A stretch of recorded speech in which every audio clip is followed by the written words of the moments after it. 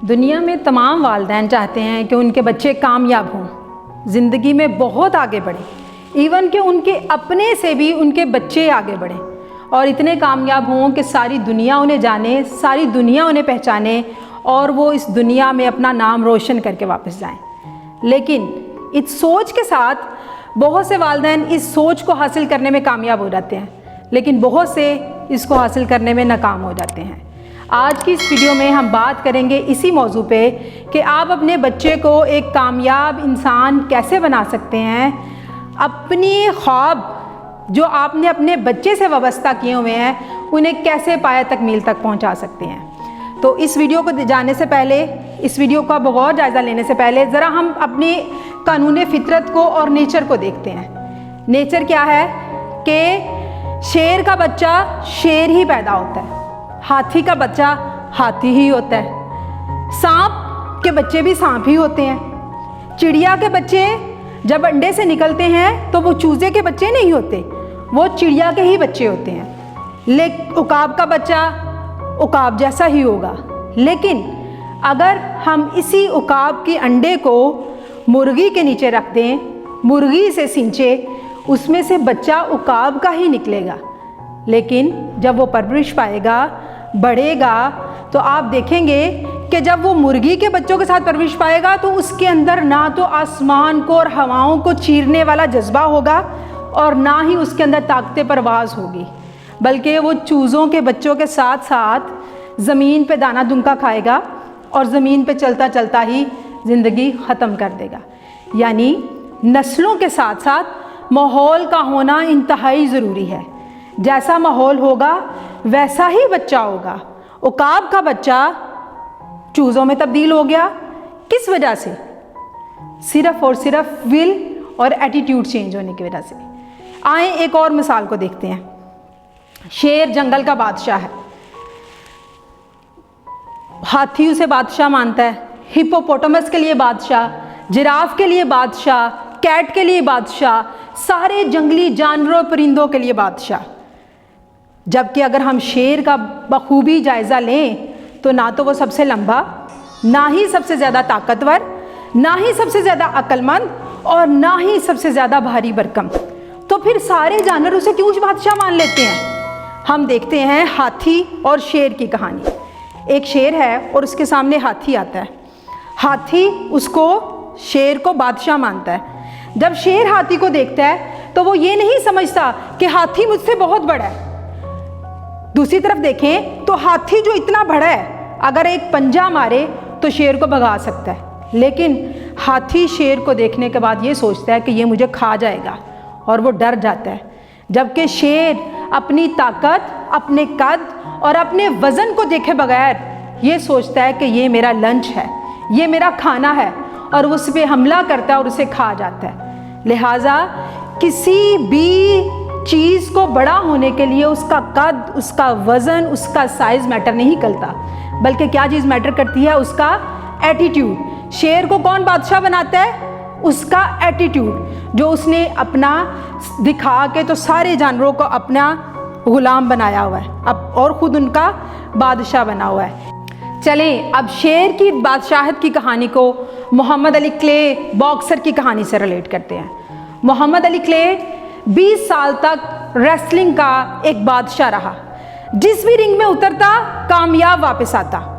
20 साल उसने अपने साथ किसी को मुकाबला करने में जीतने नहीं दिया।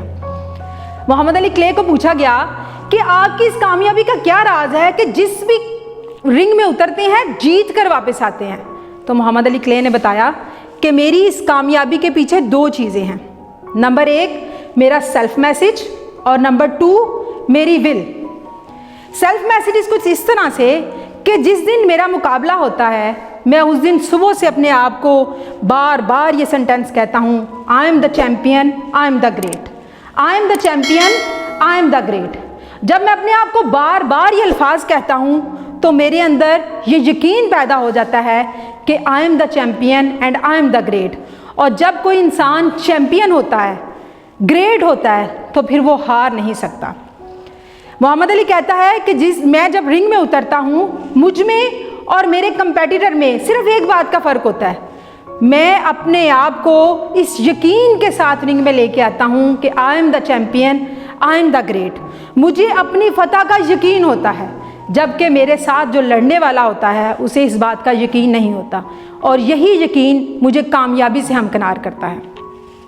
दूसरा, मोहम्मद अली कहता है कि मुझे दूसरी चीज़ जो मुझे आज तक कामयाब किए हुए है वो है मेरी विल।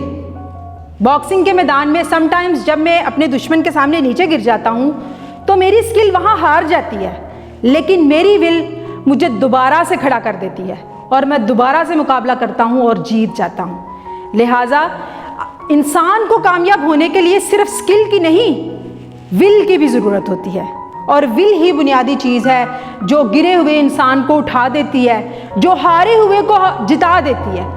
अगर हम अपनी इस्लामी हिस्ट्री का मुशाहिदा करें तो बहुत से मुकाम ऐसे हैं जहाँ पे इंसान की विल ने उसे उन कारनामों को हासिल करने में भी कामयाब कर दिया जो कि बज़ाहिर नामुमकिन नज़र आते थे। अगर हम ग़ज़वा बदर को देखें तो 313 के मुजाहिदीन सिर्फ विल पावर की बेस पे इतना बड़ा मार्का सर कर आए।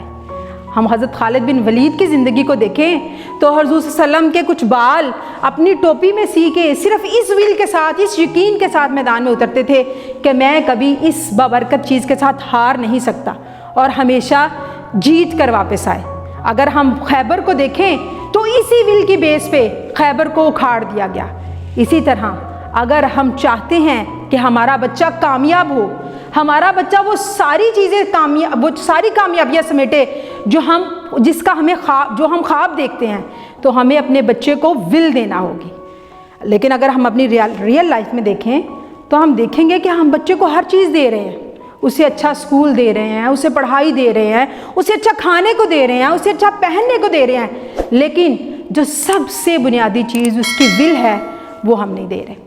बल्कि हम वालिदैन अपनी कामयाबियों, अपनी अचीवमेंट्स के बोझ तले बच्चों को दबा देते हैं, और बजाय इसके कि हम बच्चे की शख्सियत को निखारें, अपनी अचीवमेंट्स के बोझ के तले हम उन्हें दबा देते हैं। अगर आप भी चाहते हैं कि आपका बच्चा कामयाब हो, आपका बच्चा दुनिया में नाम रोशन करे, तो आपने उसे विल देनी है। आपने उसे वो दिखाना है, वो अपने आप को वो देखे और वो समझे जो वो बनना चाहता है।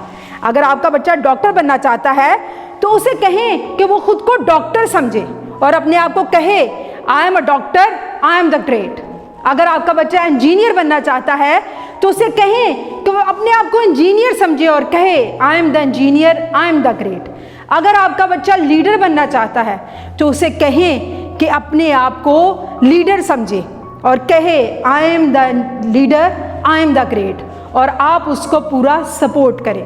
बच्चे को बच्चे की तरह डील करें, बच्चे को उसकी स्किल और विल दोनों दें, और फिर देखिएगा अल्लाह ताला एक दिन उसे वो बना देगा जो आप और वो खुद बनना चाहते हैं।